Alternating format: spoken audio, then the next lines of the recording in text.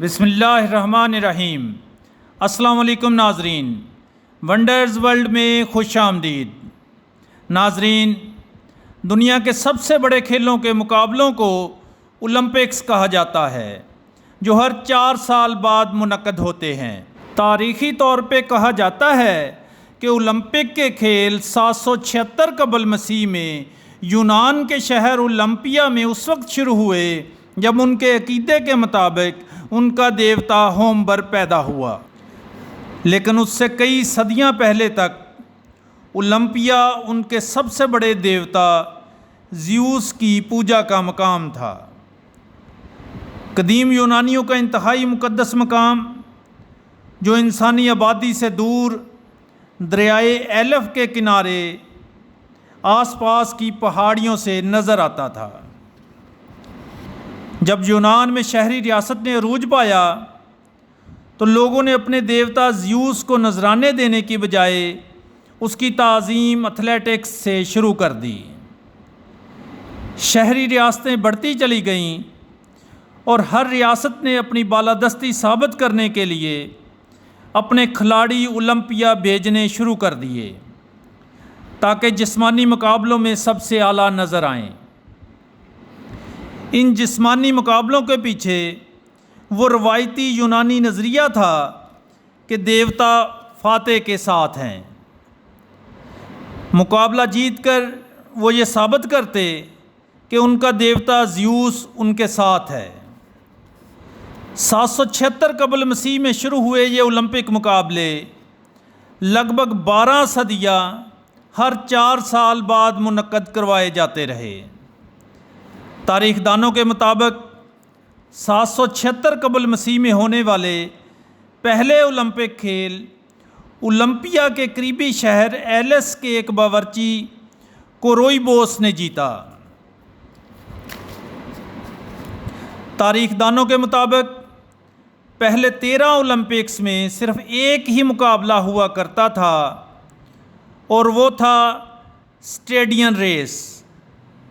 ये दौड़ कितनी लंबी होती, इस बारे में कोई हतमी राय कायम नहीं की जा सकी। 724 कबल मसीह में दौड़ की तवालत को बढ़ा दिया गया और इसका नाम डायोलूस रख दिया गया। दौड़ पर जोर देने के पीछे ये सोच थी कि तंदुरुस्त और फिट फौजी ही दौड़ सकता है। फिर ऐसी रेसें मुतारफ़ करवाई गईं जिनमें रेसर दौड़ते हुए मुखालफ खिलाड़ियों पर हर तरह के जिस्मानी हमले कर सकते थे। 500 कबल मसीह में खच्चर रेस मुतारफ़ करवाई गई। कदीम ओलंपिक्स में मज़हब का बड़ा अमल दखल था। यूनानी समझते थे कि उनका देवता ज़्यूस मुकाबला करने वालों को देखता है। फातेह खिलाड़ी अपने आबाई शहर के लिए एक बड़ा एजाज़ होते थे। ओलंपिक के कदीम रिकॉर्ड में सबसे मशहूर खिलाड़ी रोड्स के डियागोरस थे, जिन्होंने 5वीं सदी कबल मसीह में मुनक्कद होने वाले ओलंपिक्स के तमाम मुकाबले जीते।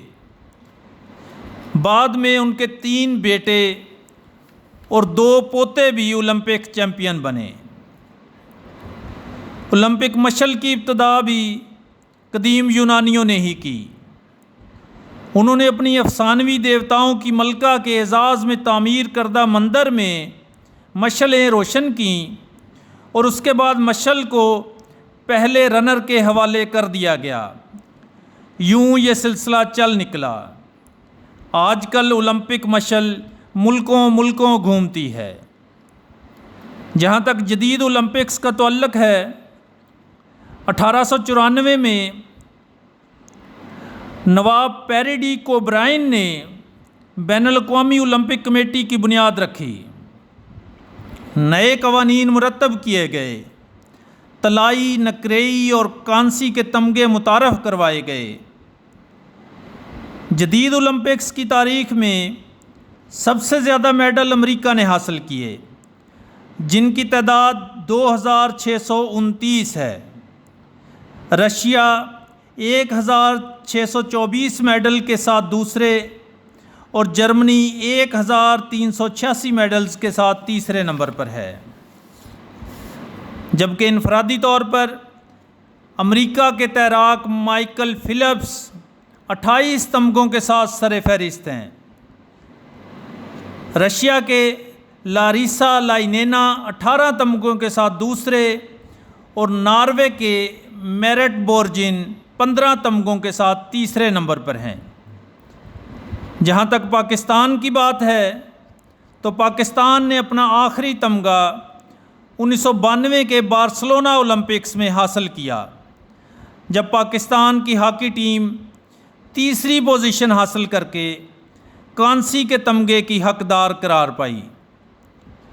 2024 ओलंपिक मुकाबले फ़्रांस में जारी हैं और पाकिस्तानियों को उम्मीद है कि उनके athlete Arshad Nadeem javelin throw में ज़रूर कोई कारनामा अंजाम देंगे। नाजरीन, आज के लिए इतना ही। जल्द मिलते हैं नए अजूबे के साथ। तब तक के लिए इजाज़त दीजिए। अल्लाह हाफिज़।